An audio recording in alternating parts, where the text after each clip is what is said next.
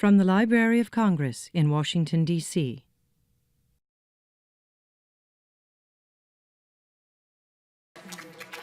My name is Jennifer Gavin, and I'm the project manager for the festival at the Library of Congress. And today is my great, great pleasure to introduce our internationally known poster artist for the festival, the artist Rafael Lopez. Mr. Lopez's work infuses a strong graphic style with symbolism that is rooted in his native Mexico.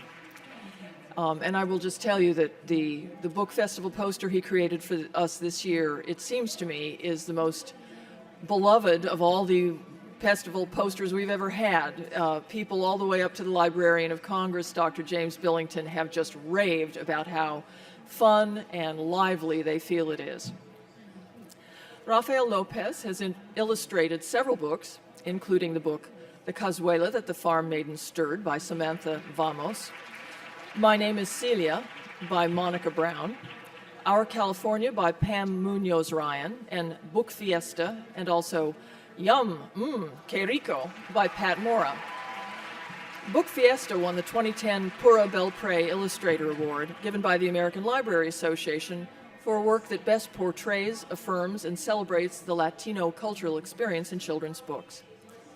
Rafael Lopez has also created a series of stamps for the U.S. Postal Service. These celebrated the Latin music legends Celia Cruz, Carlos Gardel, and I'd like to say my husband and I are great fans of tango, Carmen Miranda, Tito Puente, and Selena. And he is very sought after internationally as a muralist. If you want to look at how this poster for the National Book Festival evolved, please go to the National Book Festival website at www.loc.gov/bookfest, and you will be able to see a series of pictures that show how it unfolded from drawing to the final result. And now, ladies and gentlemen, Mr. Rafael Lopez.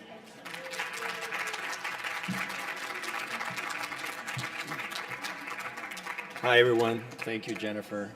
It's great to be back in Washington again. This is my 6th time in 4 years, and I just find it to be a great time. So how many of you are from Washington? I mean, many of you, you're very lucky. So if you ever want to trade homes, let me know. I like to stay here for the summer, guys. So got to check my notes and let you know that it's great to be here. And I like to start by reading just a letter that I receive letters from kids all the time because I do presentations at school, which is one of my favorite things to do. Because these are our future artists, our future writers, our future thinkers, our future leaders of the world. So this is one of my dearest letters that I think it's just fantastic. And it goes like this. It says, Dear Rafael, how are you? Thank you for coming to our school and the book about a farmer girl who cooks with animals. I like animals, and my rabbit is Alice. I told my teacher when it is cold outside, we must read your book that you gave us and get warm inside the colors. So she's already up there with Vargas Llosa, guys, okay? You know what I'm talking about? Did you know I will be an artist and make books about animals when I grow up? I like your donkey that wears boots and eats fruit off a tree. My sister gave me her old boots, but I told my mom they're too big. I like to draw and want to make art classes from you. So would you please call my mom? I think art is when you draw the heart of something. I thought that was pretty deep for a young girl to say. I hope you come back next year. I won't be here, but the next kids sure will like it. Sierra.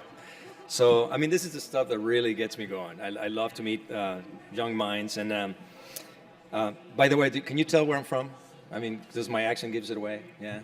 Okay, so I'm from Mexico. I was born in Mexico City. And as far back as I remember, I always loved to draw. And I always got in trouble. And I'm sure a lot of you that drew got in trouble. So I was drawing on napkins, on papers, on walls, and I was making fun of everyone. I was drawing, the cartoons of the teachers and the nuns and everybody, and I just didn't know how to actually channel that energy. So thankfully, I had a great mom that eventually taught me how to do this. And I'll be talking about my mom soon. But how many of you love to draw? How many of you always dream of drawing? And how many of you never really, just kept going, but it's still there, right? I mean, we're all young at heart, and I always look at myself, and I continue to feel very young. And this is just the wrapping, right? So forget about it, right? It's as long as you keep it here young, it's great. So I do get nervous when I draw too. How many of you get nervous when you draw? I mean, have you ever tried to draw and you feel nervous? Yeah, I saw a hand there, and then it went like this. So I'm sure she's nervous, right? So I've been doing this for 20 years, 20 plus years, and I still get nervous when I draw. And I'm so intimidated when I see this big blank canvas. There's nothing there, and I'm like, where do I start? What do I say to people? Are they gonna judge me? I mean, how do I? It's actually it's like I guess it's like writing a book, like telling a great story. You're doing the same thing, except that you're doing it with your visuals. So I just learned to just skip over that whole fear and start drawing, even if it's the worst drawing I've ever done. I don't really care. You just got to do it, and you got to put that first line, and then just toss it out. But I don't toss it out. I recycle now. So what I do is I just put them on my flat files, because eventually that could become a palette where I can pour colors. But I tell this to students all the time, because so many of them, they just tell me, I have these ideas, but I don't know how to put them down. And I go, you know how you put them down? You just grab this and you just do it. And they go, huh? What is he talking about? But that's exactly what I do every day. That never changes. That fear, it's always there. So after like about 20 of these tries and 20 of these opening the flat files and putting things away, boom, something finally clicks. And that's when the magic begins, you know. So you have to go through that whole intimidation of the white big canvas, the paper that says something, the judgmental things that you're imagining people will do about it. I think that eventually people will enjoy that you're doing something with so much passion and so much loving that you'll immerse them into your own world. So that's, I think, the magic of illustration as much as the magic of writing, you know. So I needed some help, though, and I couldn't do it by myself because I was only like 5 when I was doing this. So I needed a great person in my life, a great mentor, and that was my mom. She's this great mom. She's this crazy Mexican mom from, you know, Mexico City that did all these crazy things. Her nickname is Pio, and I don't know if you know some Spanish, but that's her nickname, and she always goes by Pio, which means the mischievous one. She had 7 sisters, and she was the only one that actually broke them all, and she was a troublemaker, you know, the black sheep and all that stuff. But I'm very lucky to have her as my mom. She taught me several lessons, and many of the lessons, by the way, were, first of all, is to never give up. Never give up. So I always liked to draw, but we didn't have paper around the house. It was difficult to get so much paper because I was like this creative people that was just drawing all the time. But we had an uncle that worked at a paper mill. And one day I come home and there's this gigantic roll, as big as me. And there, my mom says, there, I think there's enough paper for you out there, okay? So there was enough paper, but there wasn't enough space. So, and then I said, so how am I going to draw on this thing? She says, well, what do you want? I said, I need space, you know? And she says, well, let's just move all the furniture out of the room. So she moved all the furniture out of the room. And that's what I love about my mom. She was always thinking outside of the box, you know? So we clear the whole living room. And then we have this hallway that went into the bathrooms and all the rooms in the house. And that was a perfect location to just roll this thing out. And I just started drawing. She actually collected from all my older cousins all of their crayons and all the markers that were half working, half dry. It didn't matter. So I have this big box where all this stuff was put in there. And then I just lay down. I just didn't lay down on my belly, and I started drawing. And I said, well, what would be the perfect thing to draw on this big, long piece of paper that was 50 feet long? And I thought a parade would be great. But I'm from Mexico, so it's got to be a skeleton parade, right? I mean, you know, Day of the Dead. We love calacas. We're not scared of them, I guess. They're kind of fun to draw. So I started drawing, but I thought, you know, human calacas, they're predictable. Let's do like goat calacas and donkey calacas. So I did this whole parade of like skeleton animals that, you know, I could have submitted that to the poster for the festival, but it would have been a little creepy, I guess. I don't know. But anyway, so that's what I did, and I spent like a whole month drawing this whole thing with about 150 figures, doing all this amazing thing. I don't know where this ended up, but then I ran out of space, and I ran out of the roll, and then I told my mom, I said, where do I go from here? And she says, well, there's walls. You want to keep going? And I said, you kidding me? She goes, no, draw on the walls. Like, we can always paint it. So I started drawing on the walls, and I started just going up with this parade all the way up. And she, of course, got in trouble, not with my dad, because he's an architect too. By the way, my mom is an architect. But with the aunties, you know, the other sisters really chastised her. And it was like, what are you doing? You know, it's like, are you letting them do this? You know, you're never going to control this guy. And she just looked at me, winked me, and just said, just keep going, you'll do fine. So I really want to thank her for helping me channel this creativity and thinking outside of the box and letting me not get in trouble with the nuns and the teachers, but actually just focus this into the right direction. So that was one of the great lessons that I learned. And I have another one too.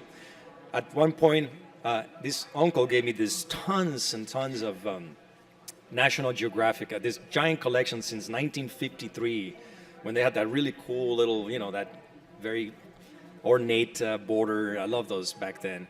And I just fell in love with National Geographic and the photos and, traveling outside of my country and seeing all these amazing cultures in different places.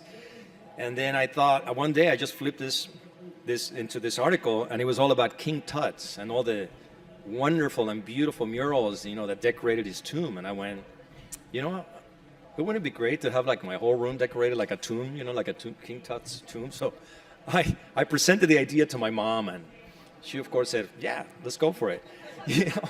So I said, so how did he do this? Did they go and buy just like latex paint from the store? He goes, no, we got to do it the right way. We have to go out there and grind all these like stones and all these dirts, and we can go to the ferreteria, which is like the hardware store in Mexico.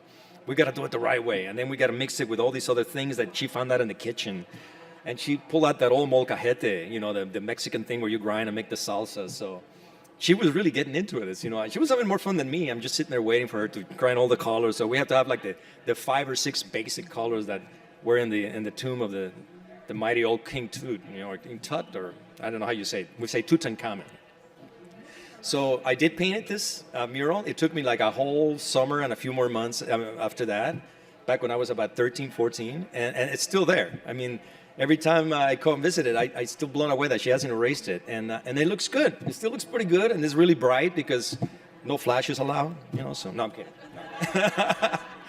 So it's just wonderful. It's just wonderful to have someone that really supported me my whole life and my creative energy.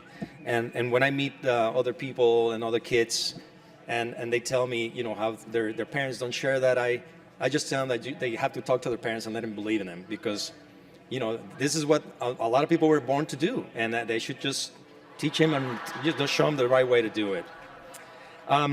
So here's another thing that she taught me, and it was to take risks, guys. I was doing great. I mean, she took her own risks. She became one of the first women architects in Mexico back in the 1950s. And my grandfather was a doctor, very traditional. And when she came and presented the idea that she wanted to become an architect back in 1953, his eyes went like, what? That's a guy's thing to do. And she's like, oh, really? Well, it says, what do you want me to do? It says, something more traditional. I don't like this architectural thing going on. So she said, okay, all right. So she went out. It says, the day of the enrollment, she went out to the university. And she stood in line in one of the more traditional roles, and she goes, you know what? Forget it. I'm not going to do this. So she stepped out, and she went and enrolled in the architectural school. When my grandfather found out, he was livid.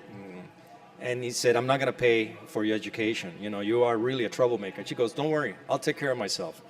So she started like cooking for parties and doing all these pastries, and she paid for her own schooling. And I thought that was pretty admirable for someone in 1953, to do, and to really stand even against her own father. So there were like 6 women in the class. There were about 300 men in the class. And eventually 3 of them graduated. So I'm very proud of them. And she's still very good friends with these 3 women. So for me, she's like one of my heroes, to see that kind of fortitude in someone way back then. So my risks are not as crazy as hers. But, I used to do commercial work, and I was doing very successful work. For many years, I was working for the whole Silicon Valley, doing annual reports and all that stuff that is very blah, blah, blah. And I just became bored with it. I didn't, I decided at one point that it was time for me to freshen up and change and stay fresh, which is very important. How many of you, after a while, think it's time to continue to refresh yourself, especially as an artist? I've spoken with friends of mine that are artists, and after 20 years of seeing them doing the same thing, I asked them, I said, aren't you curious to try something else? They go, no, why? I'm so successful doing this. And I go, that's not the way I see it. I see myself as renewing myself all the time. And that's what makes it so exciting. If I was doing the same thing through the years, I would just get bored. It's just that short memory thing I have. Maybe it's that, like attention deficit disorder that you have to take advantage of. So I decided, I told my rep, I'm going to give this up. I can't do this anymore. You know, I'm going to do children's books. And he says, are you kidding me? You're very successful as a commercial illustrator doing annual reports. And I said, I don't care. It's time for me to start something completely new. I want to take this risk. And he didn't believe in it. He thought I was too old for me to get started on this. And that's what I was telling you guys. I don't feel old. I mean, I still feel like I'm, 20 years old, and my mind is still racing. And I continue, my beautiful wife, it's a teacher, and she continued to expose me to all these ideas of these young people, these young minds. That's something that I always have to do, stay in touch with all these amazing young minds. So I did it. I mean, I did it when I was actually 41 years old. I became a children's illustrator. So I started late in life. And that just goes to show you that it's never too late to start something new. And never be afraid and take the risk. Took another risk, which was buying a second home in Mexico, which is the place where I find my inspiration, in this beautiful town called San Miguel de Allende. And San Miguel de Allende, it's this wonderful, gorgeous place where you have color, texture, old buildings that are 200, 300 years old. And I don't know if you know my work, but it's very textural. And this is where I get all my incredible inspiration. I love to walk every morning with my wife and the camera, and I shoot like crazy. And everybody's looking at me like, why is she shooting the floor? And it's just great. I digitalize all this stuff. I put it on my computer every morning. And I can't wait to just try to emulate these incredible textures into my work. My laundry became my studio in the basement. And I try to hide the laundry look, so it looks like a studio, so I can tell people I have a second studio in Mexico. But when they look at it, they see the obvious, like washer and dryer. And when they ask me what it is, I tell them, it's just a giant copier machine. It kind of looks like a Maytag, but it's not. But it's fun to be in two places. I like to go back and forth, and I find certain inspirations in San Diego, where I live most of the time, and I find incredible color and textural inspiration in Mexico. So for me, it's also that risk of taking the risk of saying, you know what, let's go buy a second home, and I don't know how we're going to make this, but we'll do. So always living on the edge, I think, is part of being this artistic mind. So another lesson from my mom. The third lesson I learned from her is something that in Spanish we call querer es poder, which is where there's a will, there's a way. I started going to school, to the university in Texas, but we didn't live in Texas. We actually live in Juarez, in Mexico, on the border. And even back then, crossing the border took forever. It would take like 2.5 hours waiting in line. So I had to get up like at 2.5 hours before the classes so that I could just get up there as soon as possible to the border and wait in line and just hope to make it on time at 8 o'clock on the first day, to class on time. And many times I didn't get there on time, the line was a lot longer, and I got the looks from the teachers like, here he comes again, he's late. So I started waking up 3 hours earlier, so it's all about saying, that's just not gonna defeat me, I'm gonna get up a little earlier. Also, the Mexican peso was evaluating at the time, it was really losing a lot of its value. So my mom, you actually couldn't take enough money to pay for my schooling. There were only certain limitations. You can only take $40 or $50 or $60 per bank. So what she did is she spread her bank account in Mexico. She didn't have a bank account in the U.S. She had a bank account in Mexico. She opened up several bank accounts, and then she had different family members stand in line. It says, you go out there and take $60. You take $60. And I had my whole family waiting in line to withdraw money so they could pay for my tuition. So I guess it takes a village, to help you get through. I want to thank my family for that. And then I met this wonderful mentor, my teacher in school, that saw my work, and he says, I want you to continue your education at the Art Center College of Design, this wonderful school. And he says, I'm going to help you pick up your best work, and let's put it in a portfolio. But when he said a portfolio, I thought, like a crate. I didn't know what portfolios were, those really nice slick things where you just slide the pieces. So I started sending three-dimensional work. I had all these things that I put in this giant crate. It looked like it was going to be shipped to the National Gallery. So I shipped this thing that weighed like 350 pounds. And I'm sure when it got to Art Center, they just looked at it and they said, this poor guy, let's just let him in. They don't even look at the work, It's like, Mr. Lopez, you're in. So that's another thing. I mean, I have this guy that never gave up on me, my mentor. He's still a good friend of mine. And querer es poder, where there's a will, there's a way. a very personal experience for me with Querer es Poder is my beautiful son, Santiago. When he was 3.5 years old, he was diagnosed with autism. And you can imagine, we were devastated. I remember my wife and I going and, talking to the psychologist. She tested him and he goes, he's a level 4, just go home, have a great time, enjoy it, just give it up. But, querer es poder, right? You said, we're not going to give up. We're going to continue. And now Santiago is 10 years old. He's mainstream in a public school. He's a 5th grader. He's doing incredibly well. He is a great artist. He's the best artist in the class. And he sold his work to the Nickelodeon gallery in Los Angeles, so and the guy's doing amazing.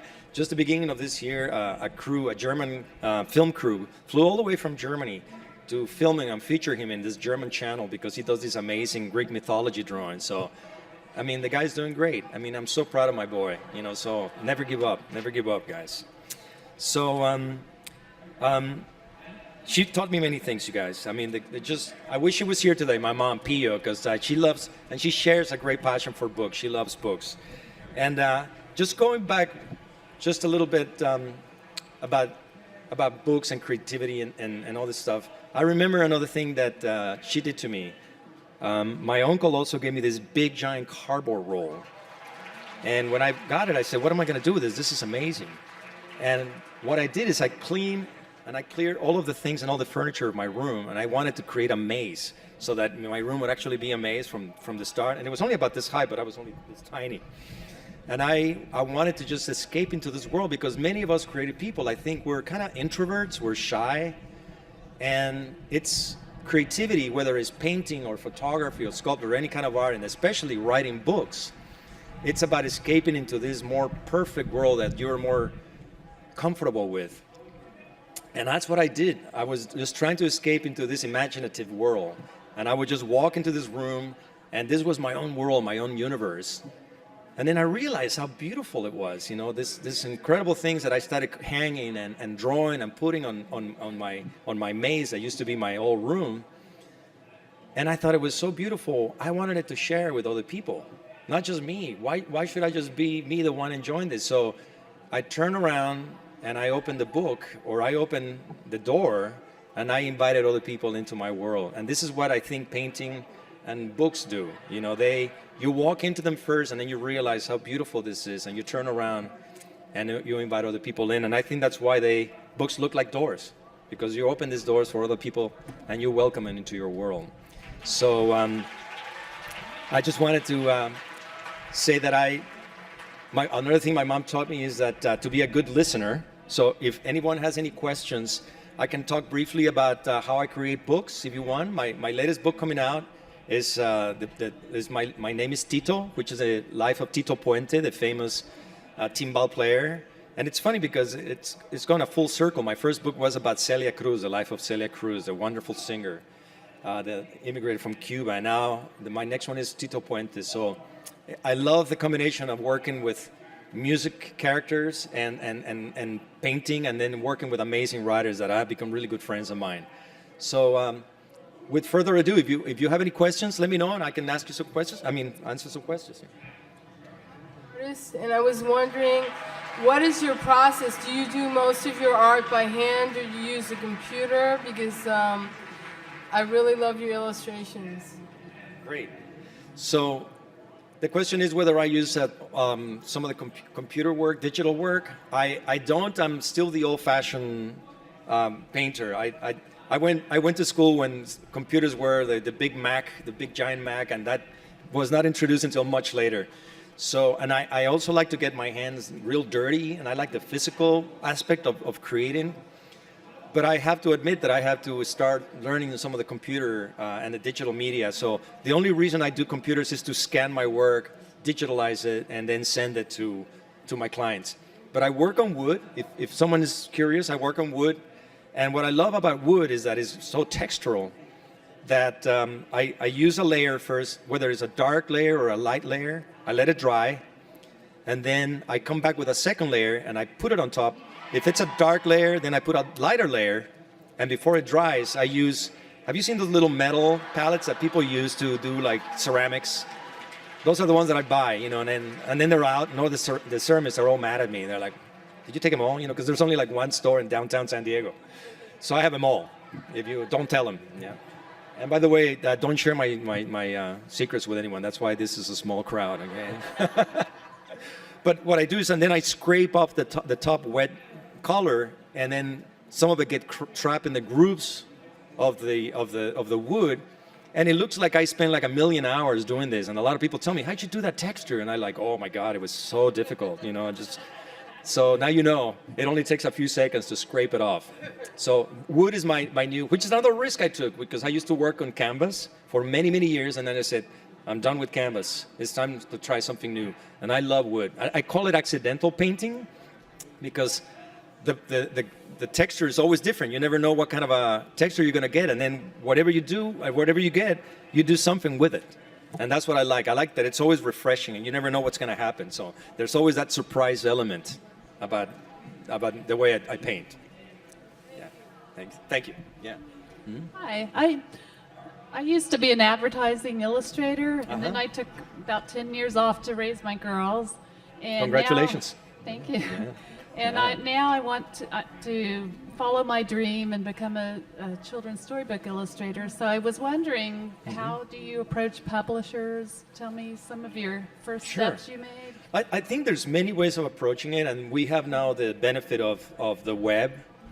One of the things that you could do is to start like a blog. I don't know if you can just create a blog where you can put your work and eventually have a following. Bloggers will do it. I mean, before I remember having to buy pages in advertising, what do you call those books? And they used to be like $2,000 per page. It's like, as an artist, it's hardly, it's very difficult to afford 2 pages like that. So I think creating a blog is good. I think that is that your daughter? Well, you did a great job. Congratulations. That's beautiful. I think that you should attend some of the writers' workshops that they do a lot. I don't know if you've done that before. Another thing that I've done is I'd spoken or tried to get in touch with people that are representing artists and writers. I just sign in with someone that is going to represent me, because I feel that they do the job better than I do. You know, like we have a saying in Mexico. It's called "zapatero a tus zapatos." You know, like the shoe man should be doing shoes. You know, that's my specialty is to paint. Is not to go out there and shake hands and do this whole thing. So I let her do the job. I am in the studio doing what I do best. So if you want any more information, let me know, and you can find me on my website, and I'd be more than glad to give you and share more information about it. Yeah, and good luck. Thank you. I think you'll do great. Yeah. Hi, Rafael. I've been a children's librarian for a few years, not doing it any longer. My surprise is that many times the illustrators did not know the authors. Do you know the authors that you have illustrated? That is very, because yours are very, dramatic You're right. illustrations. Traditionally, the illustrator never That gets was to meet the surprising. author, Yeah. the writer, which is really strange, don't you think? So somehow they have to find, a way to merge both of them and have this very nice symbiotic marriage of both style and the story.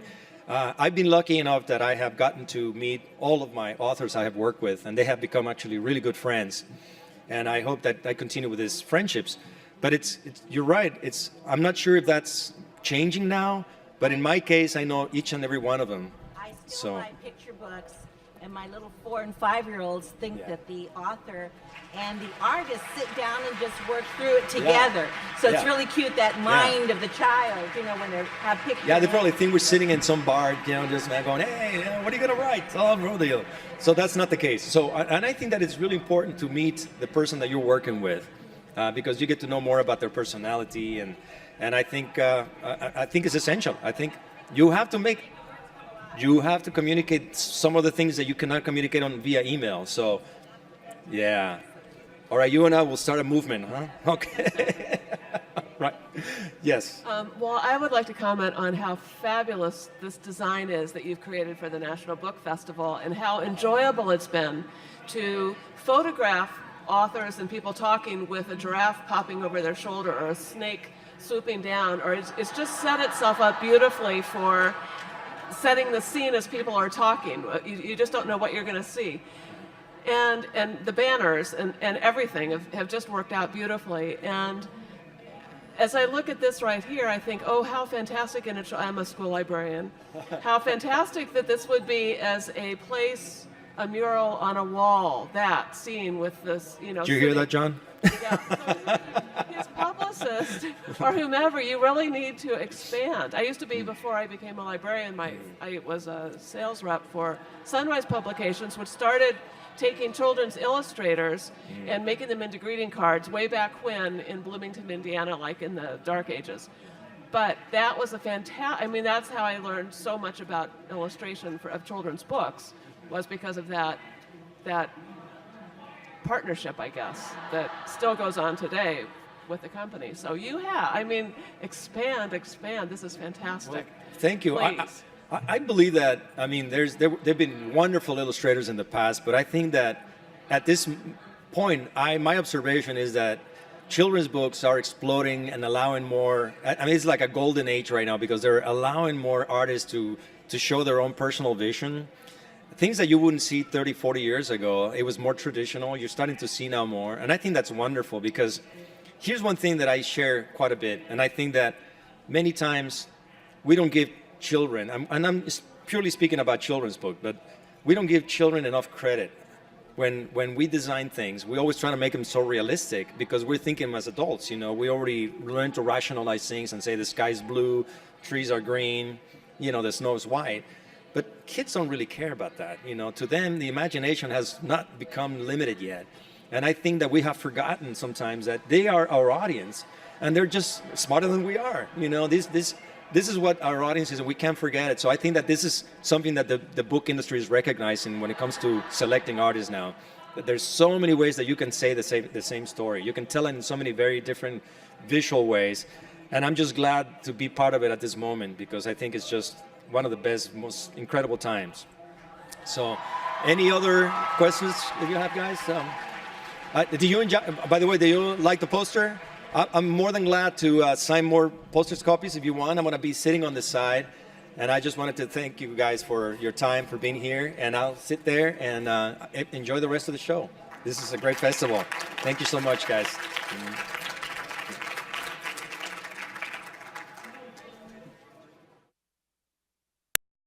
This has been a presentation of the Library of Congress. Visit us at loc.gov.